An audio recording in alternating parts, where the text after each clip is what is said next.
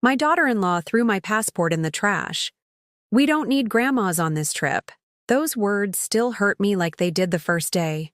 Today, I'm going to tell you something I never thought I would. And if you, for a second, feel that this sounds familiar, I just ask that you leave a like and subscribe. It'll help me to keep unburdening myself. My name is Carol Peterson. I'm 63 years old, and I've spent my whole life taking care of others. I'm from St. Louis, one of those women who learned that love is shown by staying quiet, enduring, and giving everything without expecting anything in return. That February morning, I was in the kitchen of my son David's house, brewing his favorite dark roast coffee, the way he's loved it since he was a teenager. I was wearing my blue apron with the embroidered flowers, the same one my mother had taught me to make when I was 20. My hands, wrinkled by the years and marked with burns from a lifetime of cooking for others, trembled slightly as I ground the coffee beans in the old cast-iron grinder I'd brought from my home back in Missouri. The morning sun streamed through the kitchen window, illuminating the family photos stuck to the refrigerator. David at his first communion, his graduation, his wedding, the birth of my grandchildren. In all those pictures, I appeared smiling, always in the background, always happy to be a part of those moments. I never imagined that this morning would be the last time I'd feel welcome in that house. Ashley, my daughter-in-law, came down the stairs with that look of annoyance she always had when she saw me. She was wearing her pink silk robe, fuzzy slippers, and her hair was up in a high ponytail that made her look younger than her 35 years. Ashley was always beautiful, with that intimidating kind of beauty, a self-confidence I never had. Since she married David 8 years ago, she always made me feel like an intruder in my own son's life. "Good morning, honey," I said with the smile I had perfected over decades of trying to keep the family peace. "Can I get you some coffee? It's freshly brewed, just how David likes it." She didn't even look at me. She went straight to the refrigerator, took out an expensive brand of Greek yogurt, and sat at the breakfast nook without a word. Her silence was a cold slap I knew all too well, but that morning, there was something different in the air, a tension I couldn't identify until the unthinkable happened. "Hey, Carol," she finally said without looking up from her phone. She never called me Mom or Mrs. Peterson, just Carol, as if we were friends the same age, as if that could erase the fact that I had brought her husband into the world, had raised him and loved him long before she ever appeared. "Yes, honey," I replied, wiping my hands on my apron, expecting her to ask for something for the kids or about Sunday dinner. What happened next was like a bucket of ice water in the middle of winter. Ashley got up and walked to the table where I had left my documents the night before. I had placed them there after organizing them carefully: my AARP card, my birth certificate, and my passport. My beautiful new passport, which I had gotten with so much effort and excitement just 2 months ago. I had cared for it like a treasure because it represented something I had dreamed of my entire life: visiting Spain, the country of my great-grandparents. She picked up my passport between her fingers as if it were something dirty, something that shouldn't be there. Her nails, perfectly manicured with a nude polish, contrasted with the blue pages of the document that had cost me so much to obtain. "What is this doing here?" she asked in that tone she used when the children misbehaved. "It's your passport, right?" "Yes, honey," I answered, not understanding why she was asking something so obvious. "I need it for the trip you all promised me. Did you buy the tickets yet? David told me we were all going on the Mediterranean cruise together." "I'm so excited. I've never left the United States. Never. Well, you're not going to need it anymore," she interrupted with a smile I will never forget. A cruel, cold, calculated smile. Grandmas are just in the way on this kind of trip. And right there, in front of me, she opened the trash can and threw my passport inside. She let it fall as if it were an orange peel, as if it were worthless, disposable. The sound it made landing among my grandchildren's dirty diapers and leftover food hurt more than any physical blow I had ever received in my life. I was paralyzed. My legs trembled, and I had to hold onto the kitchen counter to keep from falling. 63 years of life, 40 years raising David as a single mother, 8 years enduring humiliation and contempt, and never ever had I been treated like I was that day, like trash. "Ashley, why did you do that?" I managed to whisper, my voice breaking, feeling the air leave my lungs. Because it's the truth, she replied, returning to her yogurt as if nothing had happened. This trip is for the four of us. Dad, Mom, and the two kids. A family. We don't need someone else tagging along and getting in the way. At that moment, David came down the stairs. My son, my only son.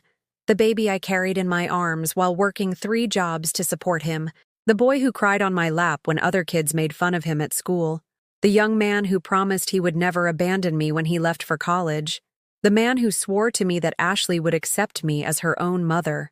What happened here? He asked, seeing the look of shock on my face and the passport peeking out from the trash. Your wife just threw my passport in the garbage, I said with a threat of a voice, hoping he would defend me, that he would tell Ashley what she did was wrong, that he would comfort me like he did when he was a boy and someone had hurt me. David looked at the trash can. He looked at Ashley. He looked at me. And he shrugged. Well, Mom, he said, grabbing the car keys from the table. It's already decided anyway. It's a trip for us. You understand, right? No, I didn't understand anything. I didn't understand how the son I had given everything to, for whom I had sacrificed my dreams, my savings, my chances to rebuild my life, was turning his back on me when I needed him most.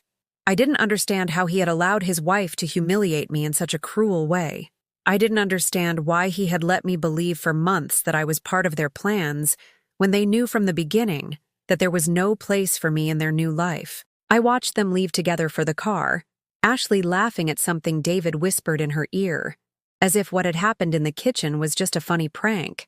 From the window, I watched them drive away down Maple Avenue, past the community park where I had taken David to play when he was little, where I had taught him to ride a bike, where we had shared so many Sundays of my youth. When the sound of the engine faded into the distance, I was left alone in that house that was never my home, surrounded by the heaviest silence of my life. The smell of the coffee I had prepared with so much love had turned bitter. The sun coming through the window no longer warmed me. Everything had become cold, strange, hostile. I walked to the trash can with trembling steps. I opened the lid, and there it was, my blue passport, stained with tomato sauce from last night's dinner, crumpled between dirty diapers and used napkins. I took it out carefully, like someone rescuing something sacred from the rubble. I cleaned it with my trembling hands, dried it with the hem of my embroidered apron. The tears I had been holding back finally began to roll down my cheeks, falling onto the damp pages of the document that represented all my crushed dreams. That night, lying on the living room sofa that had served as my bed for the last 3 months, I hugged my passport to my chest, and for the first time in decades, I wondered who I was beyond being David's mother, the children's grandmother, Ashley's invisible mother-in-law. For the first time in my life, I wondered if I deserved something better than crumbs of love and respect. The memories came in waves that night, as I held my stained passport in my hands. I couldn't sleep. Every time I closed my eyes, I saw Ashley's cruel smile, heard her words. Grandmas are just in the way on this kind of trip. But more than pain, what ate at me from the inside was a question I had never asked myself. When had all this started? I remembered the day Ashley came into our lives. David was 25 and working at a tech company in Round Rock. He came home beaming, with a smile I hadn't seen since he was a teenager. "Mom, I met someone special," he told me as I was finishing ironing his shirts for the week. "Her name is Ashley and she's perfect." Perfect. That word stuck in my memory, because from the first moment, I knew I could never be perfect for the woman who had captured my son's heart. Ashley had a business degree from a private university, spoke a little French, drove a brand new car, and came from a family that owned a large house in a gated community. I was a woman who had worked cleaning houses, selling homemade pies at the farmer's market, and sewing in a factory to pay for David's education. The first time he brought her to our house, I had made my special pot roast. I spent 2 days preparing it, slow cooking the meat, roasting the vegetables, making the gravy from scratch. I set out my best tablecloth, the one I embroidered when David was little, lit candles, and cleaned every corner of our humble little house in South City. I wanted to make a good first impression, For her to see that my son came from a family that, though not wealthy, had values and traditions. Ashley arrived in a pristine white dress and high heels that clicked against the concrete floor of our patio. She looked around with eyes that I first interpreted as curiosity, but which I now understand were filled with disdain. "How quaint," she said when she saw my pots of geraniums and mint, my concrete laundry sink, my old gas stove with its uneven burners. During dinner, she barely touched the pot roast. "It's a little rich for me," she said, pushing the plate away. "At my house, we eat healthier, more modern food." David apologized for me, as if my traditional cooking was something to be ashamed of, as if the flavors that had nourished him for 25 years were suddenly wrong. But I endured it. I smiled. I told her I understood, that next time I would make something lighter. And so began my long journey of changing myself to please someone who was never, ever going to accept me as I was. The following months were a series of small betrayals that David committed against me, perhaps without realizing it, or perhaps realizing it, but choosing Ashley over his own mother. He stopped coming over for Sunday dinner. He stopped calling me every day, as he had for years. When he did visit, he was always in a hurry, always had something more important to do. "Ashley and I have plans," he'd say when I suggested we go to the flea market on Saturdays, like we used to. "She doesn't really get this kind of thing, this kind of thing." Our family traditions had become this kind of thing that had to be explained or hidden. When they got married, I spent all my savings on the wedding. I sold my Singer sewing machine, the one I had bought with so much effort, and that had been my livelihood for years. I sold my wedding ring, the only memory I had left of David's father. I even sold my old television to help pay for the wedding dress Ashley wanted, a $2,000 dress that cost more than what I earned in 4 months. "That wasn't necessary, Mom," David said when I gave him the money, but he took it. And Ashley smiled that smile I was beginning to know, the smile that said, "This is the least you can do for us." After the wedding, things got worse. Ashley had a very subtle way of making me feel unwelcome. She would organize family dinners and forget to invite me. She planned outings with David on Sundays, which had always been our day. She changed plans without telling me after I had already cooked for everyone. "Ashley prefers it to be just us," David would explain when I asked why we didn't spend time together anymore. "She says we need space to get to know each other as a couple." Space. That word became my enemy. They always needed space. Space to be a family. Space to make decisions. Space to live without the interference of a mother-in-law who, according to Ashley, had too many opinions about things that weren't her business. Opinions? I only asked how they were, if they needed anything, if I could help with the house when they decided to move to a more exclusive suburb. Asking about my son, about his well-being, was apparently having too many opinions. When the twins, Sophie and Mason, were born, I thought things would change. I thought being a grandmother would give me a special place in their hearts, that Ashley would understand the importance of family, of traditions, of having someone who could lovingly care for the children when they weren't there. At first, it seemed that way. Ashley would call me to come watch the babies when she had social events. She'd ask me to cook for them when David worked late. She'd request that I stay with them on weekends when they wanted to go out alone. I would come running. I dropped everything I was doing to be with my grandchildren. I sang them the same songs I had sung to David. I made them warm oatmeal, told them stories, held them when they cried, and comforted them when they had nightmares. But I soon realized that to Ashley, I was just free labor. She only spoke to me when she needed something. She gave me orders on how to care for the children, as if I hadn't successfully raised her husband. "Don't give them so much sugar. Don't hold them so much, you'll spoil them. Don't speak to them in that old-fashioned way. They need to learn." The children began to grow up watching how their mother treated me. Sophie, who had been my favorite, started to snub me when her mother was around. Mason stopped running to hug me when I arrived. They learned that Grandma Carol was someone of lesser importance in the family hierarchy, someone who was there to serve, but not to be respected. The day they sold my house without telling me was when I should have realized how far they were willing to go. I was living in the house where I had raised David in South City, near the parish where he was baptized.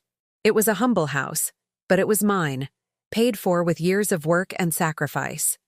When David got married, I decided to rent it out and move into a smaller apartment to be closer to them.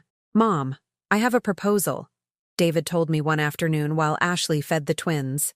"What if you sell your house and come live with us? That way, you could help us with the kids, and we can use the money from the sale to expand this house." I was thrilled. I thought they were finally accepting me as part of their family, that they wanted me close. I sold my house without a second thought, without reading the papers properly, trusting my son completely. I never saw the money. David told me he had invested it in home improvements and in a fund for the kids. The improvements turned out to be a new master suite for them, a larger living room, a modern kitchen. For me, they set up a small utility room next to the laundry. "It's temporary," he assured me, "while we build your own room." That room was never built, and the fund for the kids turned into vacations, expensive clothes for Ashley, and a new car for David. For 3 years, I lived in that little room, enduring the noise of the washing machine, the smell of detergent, the dampness that ached in my bones. I lived feeling like an unwanted guest in a house I had helped pay for with my life's savings. And still, I kept quiet. I kept smiling. I kept saying everything was fine when my neighbors asked why I looked so sad. I kept defending David when my sisters told me I was letting them walk all over me. I kept believing that if I were good enough, useful enough, invisible enough, they would love me. Until that morning when Ashley threw my passport in the trash and told me that grandmas are just in the way. That was the last straw. That was the sentence that made me see clearly that I had been living a lie, that I had traded my dignity for scraps of acceptance, that I had allowed them to erase me little by little, reducing me to a shadow of my former self. That dawn, sitting on the living room sofa, hugging my stained passport, I knew that something inside me had changed forever. The weeks that followed the passport incident were a parade of carefully orchestrated humiliations. Ashley had found my weak spot and dedicated herself to pressing on it with a surgeon's precision. Every gesture, every word, every silence was calculated to remind me of my place in that house. Last place. 3 days after the incident, while I was making breakfast for the children, Ashley came down with a suitcase. "Carol," she said without even looking at me, "I need you to take care of everything today. I'm going shopping for the trip." The trip. My trip. The cruise I had been kicked off of as if I were a contagious disease.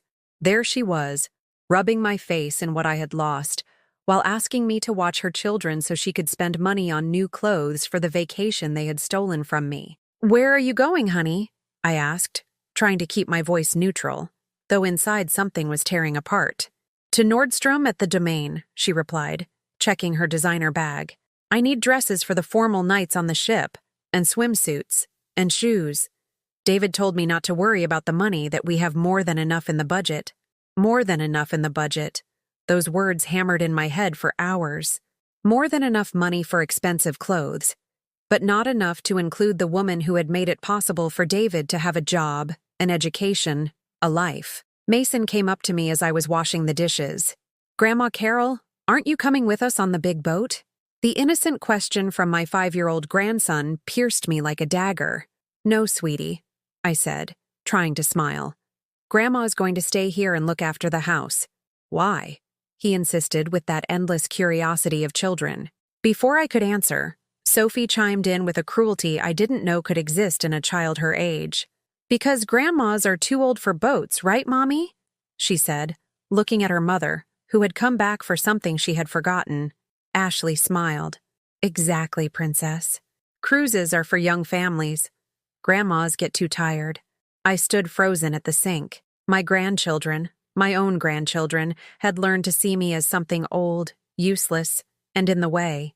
Ashley had taught them that I was disposable, that my presence had no value, that my love deserved no consideration. That same week, my 64th birthday arrived without any fanfare. It had been a tradition in our family to celebrate birthdays with my famous apple pie and music, even if it was just from the radio. David had always told me, "Mom, your birthday is sacred to me." The day came and went. Total silence. I waited from early in the morning, made coffee for everyone, cleaned the house, and put on my prettiest blue dress. the one I had bought for David's wedding. I waited for a greeting, a smile, a hug, a happy birthday, Mom. Nothing. Ashley left early with the kids. We're going to the pediatrician, she said without looking at me. David got up late, ate a quick breakfast, and rushed out. I have an important meeting, he muttered as he grabbed his car keys. At 8 o'clock that night, after a full day of waiting, David finally came home. I greeted him with a trembling smile. How was work, son? Fine, Mom. I'm tired. I'm going to take a shower. He went to his room without another word. Without remembering what day it was. Without remembering that his mother had lived another year, waiting for a crumb of affection from the people she loved most in the world. Ashley arrived an hour later with the kids and bags from McDonald's. We bought burgers, she announced cheerfully. The kids wanted something quick. They ate dinner without inviting me. I stayed in the kitchen, watching out the window as my neighbor, Mrs. Henderson, celebrated her granddaughter's birthday with her family. Laughter, balloons, music, everything I had dreamed of having on my special day. At 10 o'clock, when everyone had gone to bed, I sat alone at the kitchen table with a candle I found in a drawer. I stuck it in a small cupcake I had bought for myself at the corner bakery. I sang happy birthday to myself in a whisper so as not to wake anyone. Happy birthday to you. Happy birthday to you. My voice broke at the end. 64 years old, and for the first time in my life, no one, absolutely no one, had remembered the day I was born. But the humiliations didn't stop there. 2 weeks later, while I was helping Sophie with her homework, Ashley appeared with an expression I knew well, the face of someone about to say something hurtful, but presented as a favor. Carol, I need to talk to you, she said, sitting across from me while Sophie continued coloring. Yes, honey. I've been thinking, she began in that slow voice she used when she wanted to sound reasonable, and I think it would be better for Sophie and Mason to take tutoring lessons instead of you helping them. I felt like I'd been punched in the stomach. Helping my grandchildren with their homework was one of the few moments in the day I felt useful, needed. It was our special time, when they would tell me about school and I would teach them new things, explain math, and tell them stories about when their dad was little. Why? I managed to ask. Because the future is about being competitive, she answered as if it were the most obvious thing in the world. They need to prepare for a globalized world. They need skills that will actually help them. Skills that will actually help them. My time, my culture, my knowledge were useless in the world Ashley wanted to build for my grandchildren. I was useless. But Ashley, I tried to reason, I can help them. It doesn't have to be one or the other. No, Carol, I've already decided. I hired a tutor who will come 3 times a week. The kids will be busy with that after school. And just like that, she took my grandchildren from me too. No more afternoons helping with homework. No more stories. No more shared laughter over the kitchen table. Ashley had found a way to distance them from me without them even realizing what was happening. The days became endless. I would get up early, make breakfast for everyone, clean the house, cook lunch, do laundry, iron. All in silence, like a ghost who keeps the house running without anyone noticing her presence. The conversations at the dinner table were about things I didn't understand. The approaching vacation, new restaurants they wanted to try, the private schools they were considering for the children, plans to remodel the house. They talked as if I wasn't there, as if I were part of the furniture. One afternoon, while ironing David's clothes, I found a crumpled paper in his pocket. It was a detailed travel itinerary. 7 days in the Mediterranean. Rome, Barcelona, Marseille. Dinner reservations, scheduled excursions, shows included. All paid for, all set. At the top of the paper, in small print, it said, Morrison family, 4 passengers. 4 passengers. As if I had never existed. As if I had never been part of this family that was built on my sacrifices. That night, after everyone had gone to sleep, I took my passport out of the drawer where I had kept it after cleaning it. The sauce stains weren't as visible, but the wrinkles remained like permanent scars of the contempt I had suffered. I sat on my small bed in the utility room, and for the first time in 64 years, I wondered if I deserved to be treated like a human being. I wondered when I had accepted that love had to hurt so much. I wondered at what point I had decided that crumbs of affection were better than no affection at all. Outside, I heard David and Ashley in their bedroom, talking about the final details of the trip. Their cheerful voices contrasted with the heavy silence of my room, with the loneliness that wrapped around me like a cold, damp blanket. "Is everything ready for tomorrow?" David asked Ashley. "Yes, I just need Carol to water the plants and collect the mail while we're gone," she replied. "At least she'll be useful for something. At least she'll be useful for something." Those words stabbed into my chest like pins. To Ashley, I was only useful as a plant sitter and mail collector. My value as a person, as a grandmother, as the woman who had made their comfortable life possible, was non-existent. That was the night something inside me finally broke for good. It wasn't a dramatic break, but something quiet and deep, like when an old wall finally gives way after years of bearing more weight than it can handle. I stayed awake until dawn, holding my passport, looking at the blank pages that would never be filled with stamps from faraway countries. But for the first time, instead of sadness, I began to feel something different, something I hadn't felt in years. Rage. The rage that had begun to grow in my chest like a poisonous seed found its moment to explode 3 days before the trip. It was a Friday afternoon, while I was cleaning David and Ashley's bedroom. I always cleaned their things carefully, folded their clothes as if they were made of glass, arranged their perfumes and creams like a professional housekeeper. I was dusting the dresser when a drawer slid open by accident. Normally, I would have closed it immediately, respecting their privacy as I always had. But something shiny caught my eye. It was a thick envelope, the kind banks use for important documents. With trembling hands, I pulled it out. The letterhead said Chase Bank, and it was addressed to David M. Peterson. M for Morrison, Ashley's last name, which David had added to his own after they married for professional reasons, as he had explained it to me. Inside was a statement for a savings account I knew nothing about. The numbers made me blink several times to make sure I was reading correctly. $65,000. More money saved up than I had ever seen in my entire life. I kept looking. There were more documents. Insurance policies, investment statements, a certificate of deposit for another $20,000. My son who constantly complained that money was tight and that they had to watch every penny, had a fortune saved away. But that wasn't the worst part. The worst part was the printed emails I found at the bottom of the envelope. They were conversations between David and Ashley, planning the cruise, dated from 6 months ago. "I've booked the cabin for 4, one from David read. "The kids are going to love the ship's pool." "What about your mom?" Ashley replied. "Isn't she going to get suspicious when she sees we only bought 4 tickets?" My son's response froze my blood. "Don't worry. We'll tell her she's coming until the last minute and then make up some excuse. By then, there won't be anything she can do." Make up some excuse. It had all been planned. The humiliation of the passport in the trash hadn't been a cruel impulse from Ashley. It had been part of a meticulous plan to hurt me, to destroy the hopes they themselves had planted in my heart. I continued reading, my hands shaking more and more. "Besides," David continued in another email, "it's better this way. My mom doesn't get fine dining or fancy shows. It would be awkward having to explain everything. And you know how she gets all sentimental with photos and things. I'd rather it just be our trip." "You're right," Ashley replied. "And that way we don't have to worry about looking after an old person on a ship. It would be too much responsibility. An old person. Too much responsibility." Those words were tattooed onto my mind. To my own son, I had become a burden, something to be worried about instead of someone to share beautiful moments with. But the email that completely shattered me was the last in the conversation, dated just a week earlier.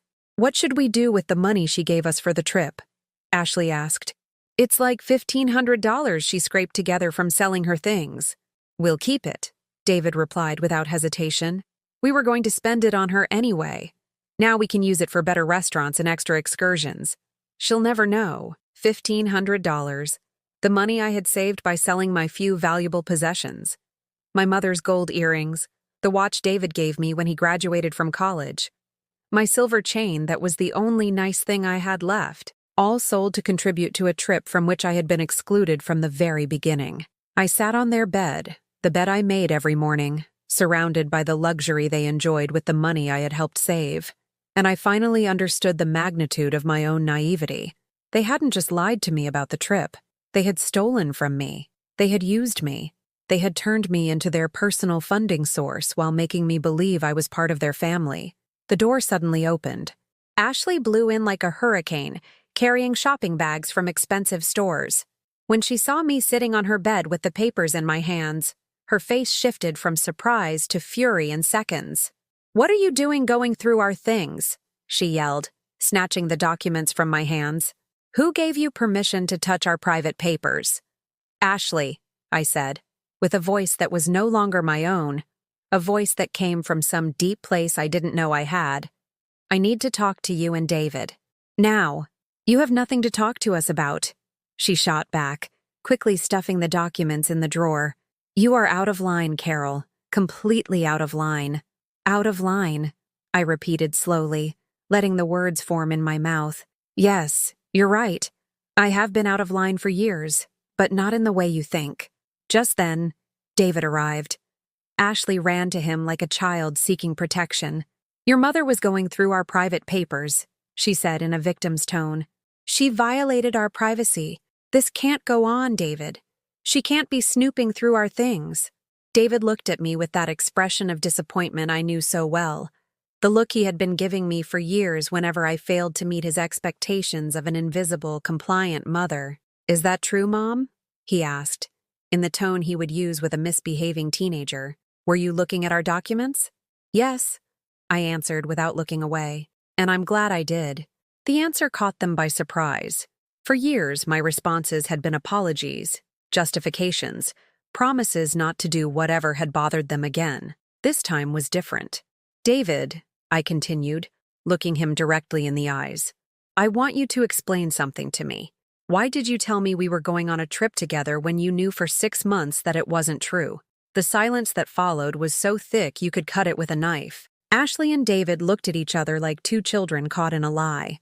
"Mom," David began with that condescending voice he had perfected, "things changed. The budget got tight and—" "The budget?" I interrupted him. "David, I saw your bank statement. You have over $80,000 in savings. What budget are you talking about?" Ashley's face turned red with anger. "See? This is why we don't want to take you. Because you're a meddler. You don't respect boundaries. Because I'm a burden." I finished the sentence for her. "Because I'm an old person you have to worry about. Because I don't understand fine dining or fancy shows. Because it would be awkward to explain everything to me." David's eyes widened. He realized I had read every word of his emails. "And I also want you to explain," I continued with a calmness that surprised even me. "What happened to the $1,500 I saved by selling my mother's jewelry?" The silence became suffocating. Ashley crossed her arms and looked away. David opened and closed his mouth several times like a fish out of water. That money we used for house expenses, Mom," David lied, avoiding my eyes.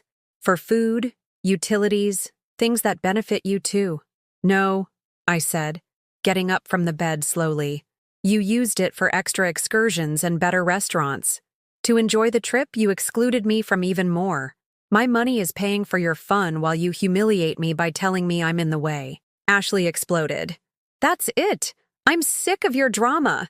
I'm sick of you making scenes. We don't want to take you because you're a buzzkill, because you always have something to say, because you ruin everything with your long face." "Ashley," David scolded, but without much conviction. "No, David. Someone has to tell her the truth. Your mother thinks the world revolves around her. She thinks she has the right to have an opinion on everything, to be everywhere, to meddle in our marriage. Well, she doesn't. This is our family, and she is nothing more than a—" She stopped abruptly, as if realizing she had gone too far. "A what?" I asked, my voice dangerously calm. "Finish the sentence, Ashley." "I'm a what?" A freeloader," she whispered, looking at the floor. Freeloader.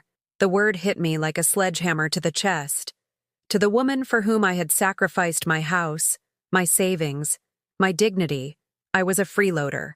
Someone living off charity.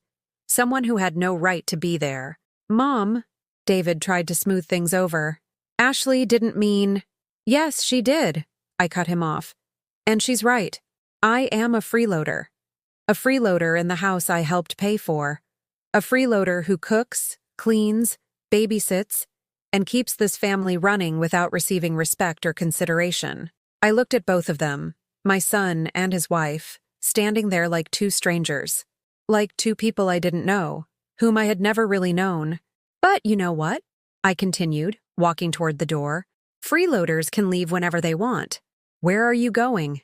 David asked, his tone a mix of concern and irritation.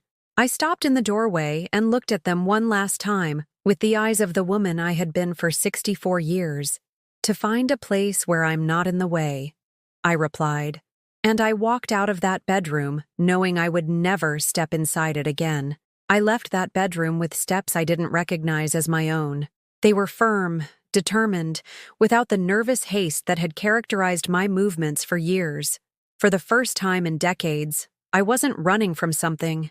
I was walking toward something. In my small utility room, I pulled out the old suitcase I had stored under the bed since I moved into that house. It was covered in dust and smelled of damp, but it was mine. One of the few things that still belonged to me in that place where I had ceased to exist as a person. As I folded my few belongings, I heard their voices arguing down the hall.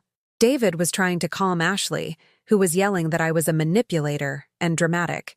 Her words no longer hurt me. It was like listening to strangers fighting on the street.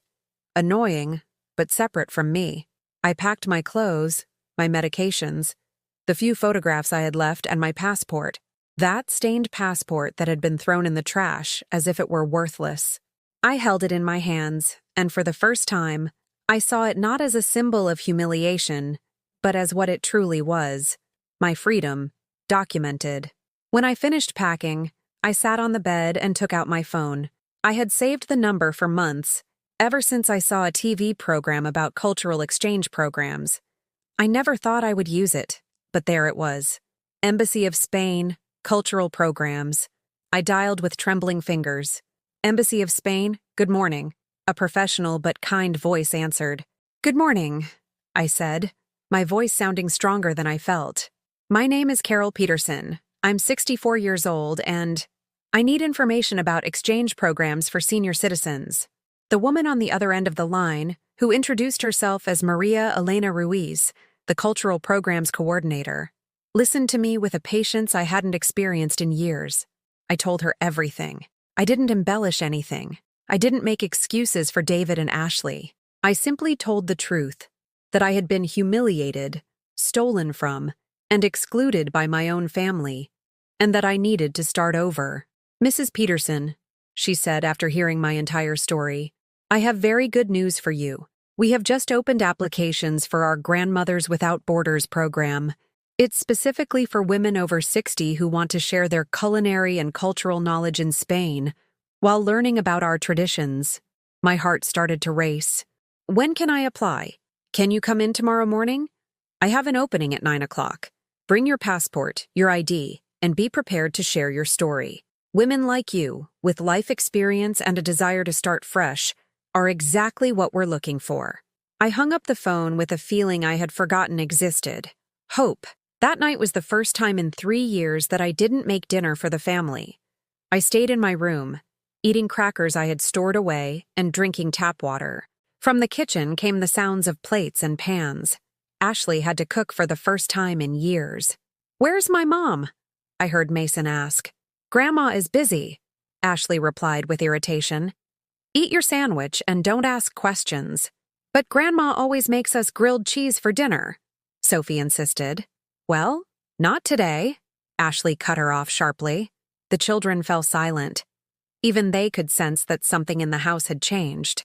At 10 o'clock, David knocked on my door. It was the first time he had done so since I moved in. Mom, can I come in? It's open, I replied without looking up from the book I was pretending to read. He came in and sat on the room's only chair, a white plastic one I had rescued from the patio. He looked uncomfortable, out of place. It was ironic. He felt strange in the space they had confined me to for years. Mom, he started, in that voice he used as a child when he'd done something wrong. Ashley went too far today. She shouldn't have said those things to you. What things? I asked without looking at him. The part about being a freeloader? Or all the other truths that finally came out? They aren't truths, Mom. You know we love you. It's just that, well, this trip is important for us. We need family time, just the four of us. The four of us, I repeated slowly. Interesting how you define family, David. He shifted uncomfortably in the chair. You are family, Mom. But you also have to understand that Ashley and I are a married couple. We have to strengthen our relationship. The kids need to see their parents united. And for that, you needed to lie to me for 6 months? I interrupted, finally looking him in the eyes. For that, you needed to steal my money. For that, you needed to humiliate me by throwing my passport in the trash. It wasn't stealing, Mom. We used that money for house expenses. David, I said with a surprising calm, I've read your emails. I know exactly what you spent my money on. Don't lie to me again. He was quiet for several minutes. Outside, you could hear the TV in the living room, the voices from some show Ashley was watching. What do you want me to do, Mom? He finally asked. Cancel the trip? Tell Ashley she was wrong? The tickets are already paid for. The reservations are made. I don't want you to do anything, David, I replied, getting up from the bed. It's too late for that. What does that mean? It means that tomorrow I'm leaving this house. The expression on his face changed from surprise to panic. You're leaving? To where? To a place where I'm not in the way. Mom, don't be dramatic. You're not in the way here. This is your house. No, I interrupted him. This is not my house. A home is where you are respected, where you are valued, where your presence is welcome. This is just the place where I sleep in exchange for cleaning and babysitting services. He shot up from the chair. That's not true, isn't it? David, when was the last time you asked me how I feel? When was the last time you spent time with me without asking for anything in return? When was the last time you defended me when Ashley humiliated me? He couldn't answer because he knew the answer was never. Look, son, I continued, sitting back on the bed. I don't hate you. Not you or Ashley. But I've finally understood something. I've spent so many years trying to earn a place in your hearts that I lost the place in my own. Mom, let me finish. For 3 years, I lived in this little room, enduring contempt and humiliation, believing that if I was useful enough, invisible enough, compliant enough, you would love me. But love doesn't work that way. You don't beg for love. You don't buy it with sacrifices. David stood by the door, not knowing what to say. It was the first time in years I had spoken without apologizing for my words, without softening the truth to make him comfortable. So you're just going to leave, he finally said. Just like that. Abandoning your family. No, David. I'm not abandoning my family. My family abandoned me a long time ago. I'm just acknowledging the reality of it. He left without another word. He closed the door harder than necessary, just like he did when he was a teenager and didn't get his way. I sat on my bed, listening to the sounds of the house. Ashley going upstairs, the kids brushing their teeth, David packing for the trip that would begin the next day. All the sounds of a family life from which I had been gradually expelled. But for the first time in years, those sounds didn't fill me with sadness. It was like listening to the lives of other people, people who would continue on their path while I started on my own. That night, I slept soundly for the first time in months. I didn't wake up worrying about the breakfast I had to make, or the laundry I had to do, or the kids' homework I had to supervise. I slept like a free woman. At 6 a.m, I got up, showered, put on my best blue dress, and waited. At 7:30, I heard the sound of luggage coming down the stairs, the cheerful voices making the final preparations for the trip. I left my room as they were getting into the car. The children ran to me.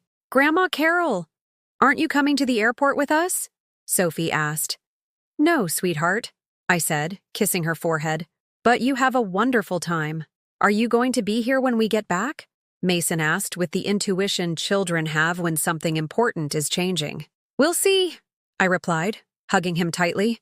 David approached me. Mom, when we get back, we'll talk, okay? We'll fix things. Take care of yourself, son, I said, giving him a hug that I knew would be the last for a long time. Enjoy your trip. Ashley didn't say goodbye. She stayed in the car, looking at her phone, as if I were invisible. Her contempt no longer hurt. I had stopped caring about the opinion of someone who had never seen me as a human being. I watched them drive away, their suitcases filled with new clothes bought with my money, heading for the trip they had stolen from me.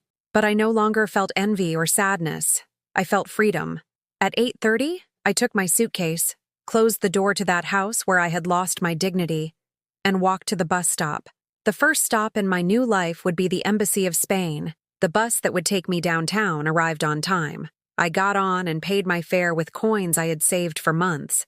As the bus moved through the city streets, I looked out the window at the houses, the shops, the people walking to their jobs. Everything looked different, brighter, more full of possibilities. For the first time in 64 years, I didn't know exactly what would happen next. And that uncertainty, instead of scaring me, thrilled me. The embassy building looked imposing from the sidewalk. I had never been in such an elegant place, with flags waving and security guards at the entrance. I held my stained passport in my hand as if it were a ticket to a new life. And with every step I took, I felt my legs tremble, not with fear, but with pent-up excitement. Maria Elena, the coordinator I had spoken to on the phone, received me in a small office filled with files, brochures, and a coffee machine that gave off a comforting aroma. "Please, have a seat, Mrs. Peterson," she said with a warm smile, the kind of smile I hadn't received in a very long time. Seeing her, I felt the urge to cry, but I held back the tears because I didn't want to seem weak right at that moment. She asked me to tell her my story. At first, I thought about summarizing, softening the details, but something inside me opened up like a broken floodgate. I told her about David, about Ashley, about selling my house, about the years of enduring humiliation. I told her about the passport in the trash, the forgotten birthday, the $1,500 they had taken from me without remorse. Maria Elena listened to everything in silence, without interrupting, just nodding occasionally, her eyes moist as if she truly felt my pain. "Mrs. Peterson," she said finally, "you are exactly the kind of person we are looking for. Women who have given everything for others, and who now deserve to reclaim their voice, their place, their dignity. Your story doesn't just move me, it inspires me. The Grandmothers Without Borders program was created with women like you in mind." She took out a folder and showed me the details. The program offered me the opportunity to travel to Spain for 6 months, with all basic expenses covered, in exchange for sharing my Mexican-American culinary experience in community centers and schools. I would teach them how to cook my family recipes, and in return, I would receive lodging, food, and a modest stipend for my personal expenses. "And my age isn't a problem?" I asked in a small voice, still used to hearing that I was in the way. "On the contrary," she replied firmly, "your age is your treasure. It's proof that you have a wealth of experience that no young person could offer. You are not in the way, Mrs. Peterson. You are a contributor." Those words were like a balm on my wounds. A contributor, not a burden. The idea filled me with a warmth that spread through my entire body. She gave me a list of requirements: basic medical exams, a couple of personal references, and my immediate availability to leave in less than a month. I left the embassy with the folder under my arm, and as I walked through the main square, I felt like I was floating. People hurried past me, talking on their phones, carrying bags, and I smiled for no reason, as if I had just received the most important news of my life. That afternoon, I didn't go straight back to David's house. I sat down at a nearby cafe, ordered a cappuccino, something I rarely allowed myself, and opened the folder again and again to make sure I wasn't dreaming. Every printed word was real. The passport in my purse, though stained, was also real. And for the first time in many years, my life no longer depended on anyone else's approval. When I returned to the house, it was already dark. They had left a note on the kitchen table. "Mom, heat up dinner if you want. Ashley and I went out with the kids to a restaurant." That sentence, so cold, so practical, reminded me why I was making the decision to leave. I heated up a bowl of soup for myself, alone, in silence, and went to my room. There, under the yellow light of an old lamp, I wrote in a notebook what I needed to do in the coming days. Schedule a doctor's appointment, call my sister Beatrice to ask for a reference, make copies of my documents, and prepare my heart for what was to come. The following days were a mix of routine and secrets. I cooked for them, washed their clothes, and looked after the children as always. But inside, I was carrying a silent plan. While folding shirts, I thought about how I would teach people in Spain to make tamales by hand. While cleaning bathrooms, I imagined myself walking through the streets of Madrid or Seville. While listening to Ashley's criticisms, I smiled to myself, because I knew that soon her voice would no longer have power over me. One morning, while taking Sophie to school, I ran into Mrs. Henderson, my old neighbor. Seeing me in better spirits, she asked what was going on. I hesitated to tell her, but trust won out. When I finished, she took my hands firmly. "Carol, this is a miracle. God doesn't forget anyone. You've sown so much love. It was impossible for you not to reap something good someday." Her words stayed with me all week. A miracle. Maybe it was. I had my medical tests done at a small clinic, and although the doctor warned me my blood pressure was a little high, he gave me a certificate saying I was fit to travel. My sister Beatrice cried on the phone when I asked her for the reference. "Of course, Carol. You are the bravest woman I know.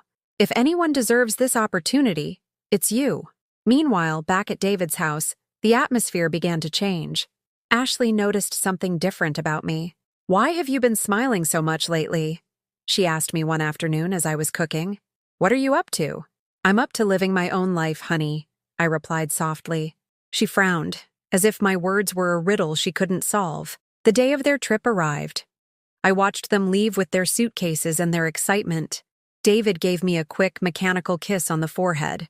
Ashley barely looked at me. The children hugged me, and I wished them a good trip with a tenderness that wasn't feigned, because despite everything, they were innocent. When they closed the door, the silence left behind was not one of abandonment. It was one of freedom. I had 3 weeks to prepare for my departure. Each day, I crossed off a completed task in my notebook. The utility room, which had always been my prison, began to transform into my secret dream workshop.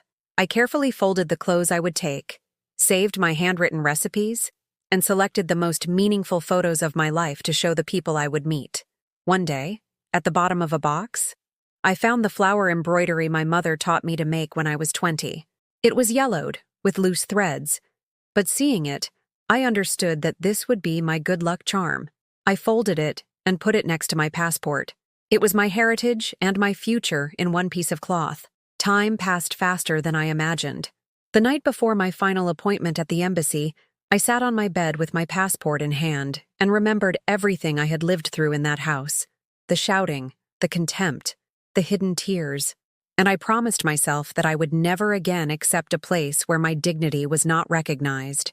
The next morning, I dressed in my best white embroidered blouse, the one I had worn to family parties years ago, and took the bus downtown. When I entered the embassy again, I felt like I was crossing an invisible border, the one separating the past from the new life that awaited me. Maria Elena greeted me with a new folder. "Mrs. Peterson, congratulations. You have been officially accepted into the program. Your flight is scheduled for March 15th, bound for Madrid. Mrs. Pilar Gutierrez, the director of a community center in Seville, will be waiting for you there. She will be your host and guide during your stay." I couldn't help it. The tears fell freely. Maria Elena hugged me as if she had known me her whole life. "This is your moment, Carol. Enjoy it. And remember, you are not in the way. Not anymore." That night, I returned to David's house for the last time. I walked through the rooms in silence, without resentment, just saying goodbye. I touched my grandchildren's empty crib, the table where I had served so many unappreciated meals, the living room where I had been made to feel invisible so many times. And then, in my utility room, I closed my suitcase, put my passport away, and went to sleep with a peaceful smile. My destiny was set. In a few days, my life would take a turn that no one, not even me, could have imagined. The days that followed were a strange mixture of calm and anticipation. For the first time in a long time, I could walk through the house without feeling like I had to justify every move, without hearing Ashley's voice giving me orders, or David's indifference cutting through me like an invisible knife. The silence of the house belonged to me, and that was an unexpected gift. I used that time to practice my recipes.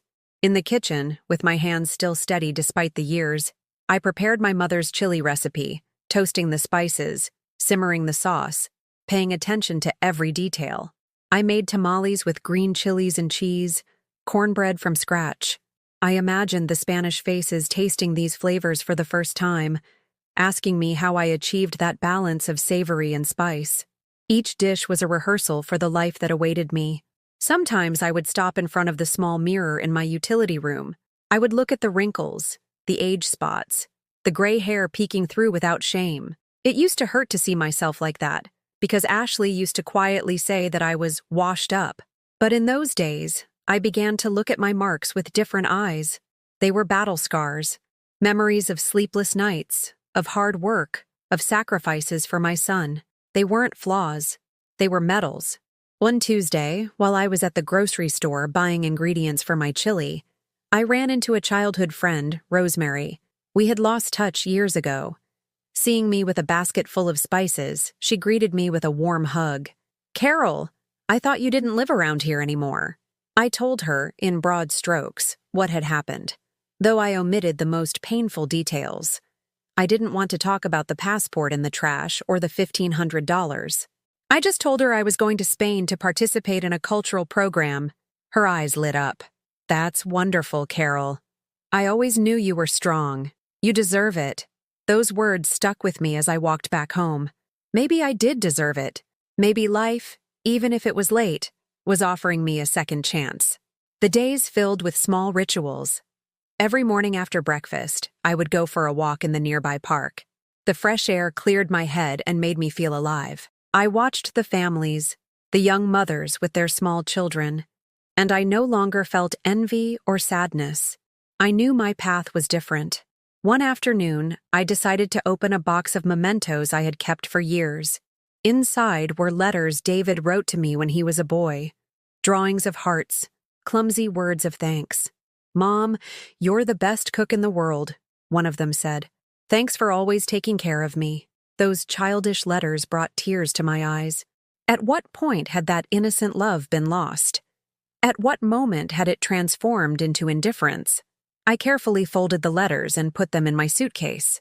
I didn't know if I would ever show them to anyone, but I wanted to carry with me that proof that I was once loved purely. On March 10th, I received a call from the embassy. "Mrs. Peterson, we have your flight and your stay confirmed. Remember to be at the airport 3 hours before departure. Your ticket is covered. Just bring your passport and your luggage." A shiver ran down my spine. The date was close. The dream was becoming a reality. The final preparations kept me busy. I went to a copy shop to make copies of my documents, bought a couple of new blouses with the little savings I still had, and spent hours writing my recipes in a pretty notebook my sister Beatrice had given me. She also called me several times to encourage me. "Carol, you're going to shine. I'm sure you'll teach them not just how to cook, but how to live with dignity." The last week before leaving, I focused on organizing my room. It was a small space, but it had witnessed my tears, my lonely nights, my silent prayers. As I folded the blankets and cleaned the floor, I said goodbye to that place like someone closing a chapter of a painful book. On the 14th, the day before the flight, I went out to the backyard to water the plants. They were the ones I always took care of because Ashley never had the time or desire. There were bougainvillea, geraniums, and a couple of pots of basil. As I watered them, I remembered all the times Ashley said that at least I was useful for something. But now those plants were witnesses that I wasn't just useful for giving them life, I could also give it to myself. That night I went to bed early, though sleep took a while to come. I wondered what it would be like to be on a plane crossing the ocean. I imagined landing in a country where I had never set foot, walking on unfamiliar streets, talking to people who would treat me like someone valuable. The excitement was so great I could barely close my eyes. On the day of the flight, I woke before sunrise. I put on my blue embroidered dress and a shawl I had inherited from my mother. I wanted to take a piece of my home, of my roots, with me. I took my suitcase, took a deep breath, and walked out of David's house for the last time. I closed the door without looking back. In the taxi to the airport, the streets of Austin passed quickly before my eyes. The markets, the churches, the parks where I had spent my entire life said goodbye to me like old friends. I didn't feel sadness, but gratitude. At the airport, while waiting in line to check my bag, I saw families hugging, couples kissing, children running with colorful backpacks. I was alone, but I didn't feel lonely. I carried with me the strength of all the women who had been silenced, humiliated, and made invisible. I carried with me the hope for a better future. When the flight attendant announced boarding, my hands trembled. I handed over my stained passport. The agent looked at it carefully, stamped it, and handed it back to me with a smile. "Have a good flight, ma'am." That stamp was like a certificate of rebirth. I walked down the jet bridge with my heart beating like a drum. As I sat by the window, I looked out at the illuminated runway, and as the plane took off, I felt that I was finally leaving years of pain behind. As the clouds fell below, my eyes filled with tears. They were not tears of sadness, but of relief. After more than 6 decades of life, I was being born again. I slept a little during the flight, dreaming of the aromas of chili and cornbread. When I woke up, the captain announced that we were about to land in Madrid. I looked out the window and saw the sunrise painting the sky orange and pink. It was a new day, in every sense of the word. Leaving the airport with my suitcase in hand, I saw a woman with gray hair and a wide smile holding a sign that read, "Welcome, Carol Peterson." It was Pilar Gutierrez, the director of the community center. She approached and hugged me as if she had known me her whole life. "We are so happy to have you with us, Carol. Seville is waiting for you." In that hug, I understood that my journey was not just physical, but spiritual. I had crossed an ocean, yes, but above all, I had crossed the border between contempt and dignity. The path was just beginning, and for the first time, I wasn't afraid. The train ride from Madrid to Seville was like traveling through a dream. From the window, I saw endless fields of olive trees, small white houses with red roofs, and a clear sky that seemed to embrace the earth. Pilar told me stories about the region, how Andalusia was a land of mixed cultures, of flamenco, of ancient traditions coexisting with modernity. I listened, fascinated, trying to commit every word to memory. When we arrived in Seville, the warmth enveloped me like a thick blanket, even though it was March. The narrow streets of the old quarter, with balconies full of flowers and whitewashed walls, made me feel like I had entered a completely new world. The community center was in a restored old building, with an inner courtyard full of blue tiles and a fountain in the center. It was beautiful, welcoming, vibrant. "This will be your home for the next few months," Pilar said with pride as she showed me a small room on the upper floor. It had a simple bed, a wooden desk, and a window from which you could see the tower of a nearby church. To me, that room was not modest. It was a palace, because the most important thing was that it was mine. No one could come in and tell me I was in the way or out of place. The first few days were for settling in. I was introduced to the center's team, young volunteers, art and music teachers, and other older women who were also participating in the program. There was an Italian woman named Francesca, 70 years old, who taught embroidery, a Peruvian woman, Mrs. Elvira, who taught how to make ceviche, and a Portuguese woman, Teresa, who shared recipes for codfish. They all greeted me with hugs and jokes, as if they had been waiting for me forever. The first time I stepped into the center's kitchen, I felt my hands tremble. It was spacious, with shelves full of spices, shiny utensils, and long wooden tables. This was where the students, both children and adults, would gather to learn from me. I put on the blue apron with embroidered flowers that I had brought from home and took a deep breath. "Today, we're going to make tamales by hand," I said, my voice steadier than I expected. There were 10 people in front of me, watching me with curiosity. Some children, a couple of young women, and even an older man who seemed to want to learn for the sheer joy of it. I showed them the corn masa, explained how to prepare it, how it should feel when it's ready. I taught them how to form the balls, how to flatten them carefully, how to place them in the steamer. The first aroma of the cooking corn filled the room, and everyone's eyes lit up. "It smells so good," exclaimed a little girl with black braids. I smiled. In that moment, I understood that I wasn't just cooking. I was sharing a piece of my soul, of my home, of my history. Over time, the classes grew. I taught them how to make sweet tamales, chili, cornbread, enchiladas. Each dish was an excuse to tell a story. About my mother, my childhood in Missouri, the block parties, the afternoons at the farmer's market. The students listened attentively, as if my memories were part of the recipe. One afternoon, while we were preparing chili, a young woman named Clara asked me, "And you, Mrs. Carroll, do you have children?" I felt a lump in my throat, but I decided not to hide the truth. I told them, in a calm voice, that I had a son in the United States, that he had been my whole life, but that he had set me aside, that he had chosen another path. I didn't go into the cruel details. I just told them the essentials. A silence fell over the room for a few seconds. Then Clara took my hand and said, "Well, now you have us." That sentence touched my heart like an invisible hug. Yes, now I had them. On weekends, Pilar would take me to see the city. We walked through the Plaza de España, where mosaics told the stories of each region. We strolled along the Guadalquivir River, where the evening light turned the water to gold. We visited the cathedral and the Giralda, and I was left breathless by so much beauty.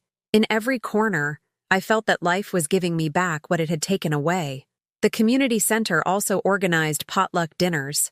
Each culture contributed a dish, and the tables filled with colors, aromas, and flavors from around the world. I served my tamales with pride, and people received them with enthusiasm. "These are delicious, Carol," they told me between bites. And I, with tears held back, thought of how many times I had cooked without receiving a single thank you. As the days went on, I began to feel something new: respect. No one spoke to me with contempt. No one ignored me. No one made me feel like I was in the way. On the contrary, everyone wanted to listen to me, to learn from me, to share with me.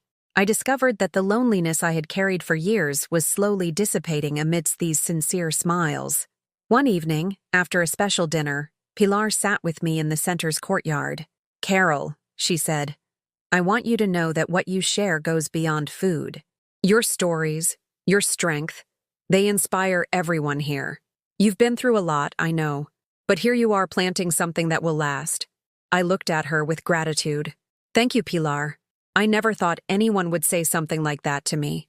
"Well, get used to it," she replied with a smile, "because you'll keep hearing it." That comment made me think all night. Maybe my life wasn't over, as they had made me believe. Maybe it was just beginning. One Sunday, while walking alone through the streets of Seville, I stopped in front of a small bookstore. In the window was a sign advertising a writing workshop for seniors. I hesitated to go in, but something pushed me. Inside, a woman with white hair explained that the workshop aimed to have participants write their memoirs, to leave a testament of their lives. I signed up without a second thought. The first class was a revelation. We were asked to write a scene from our childhood. I wrote about the afternoons in Missouri, helping my mother bake pies from scratch. When I read my text aloud, the others applauded excitedly. "You have a beautiful way of telling a story," the teacher told me. "Your story deserves to be written." That night, back at the center, I opened my notebook and began to write in more detail about everything I had lived through. Not as a complaint, but as a testimony. Every word was a way of releasing the pain, of transforming it into something useful. I felt that my memories, which had weighed so heavily on me, were now becoming wings. With each passing day, my self-esteem grew. I walked the streets with my head held high. I smiled more.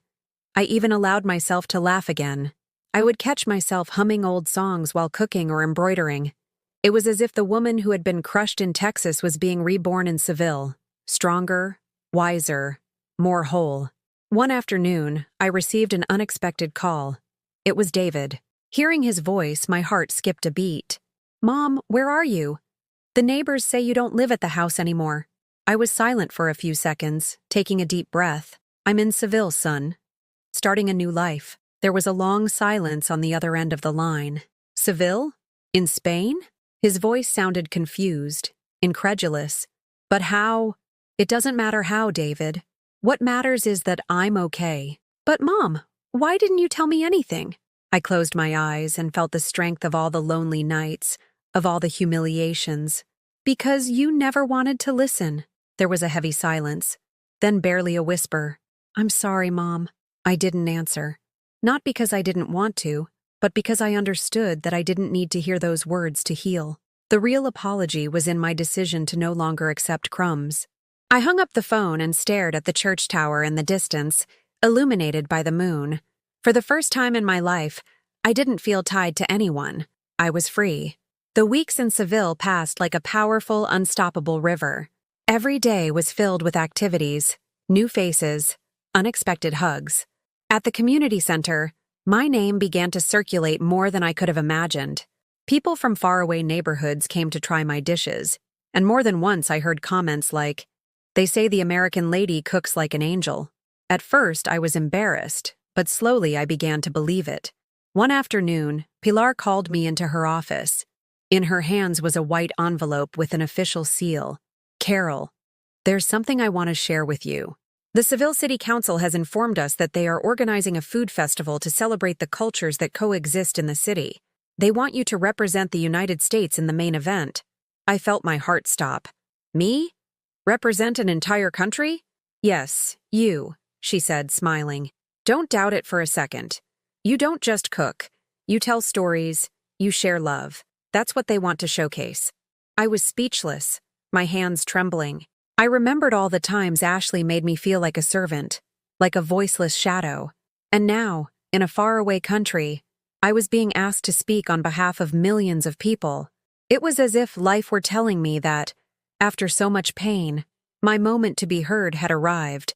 For weeks, I prepared for the festival. I reviewed recipes, chose ingredients, practiced every move as if it were a sacred ritual.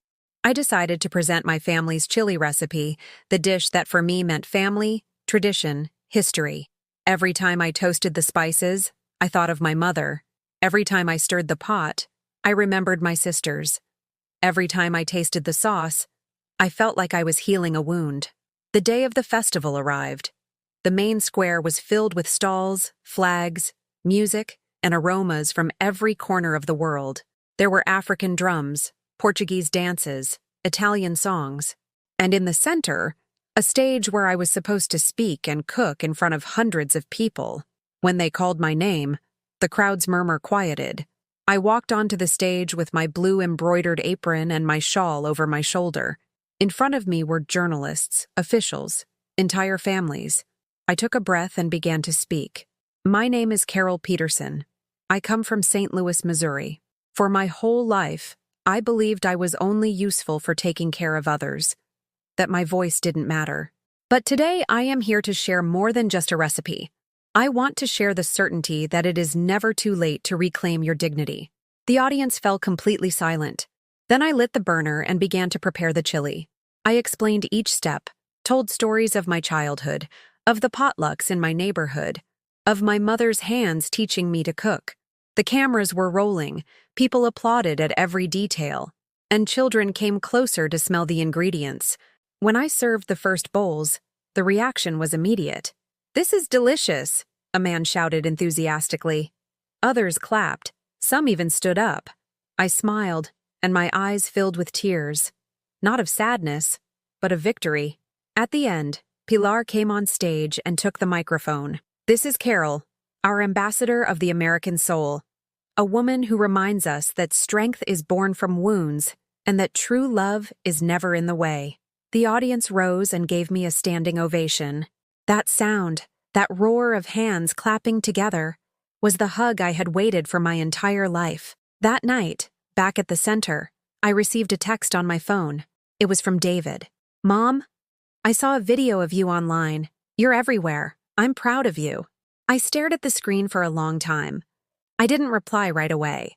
Not because I held a grudge, but because I understood that I no longer needed his validation. My worth didn't depend on his opinion. Days later, while strolling along the Guadalquivir River, I reflected on everything that had happened. I remembered the passport in the trash, the utility room, the forgotten birthdays, and I also remembered the voice of the little girl in the cooking class, saying, Now you have us. Yes, I had them. I had a place, a voice, a future.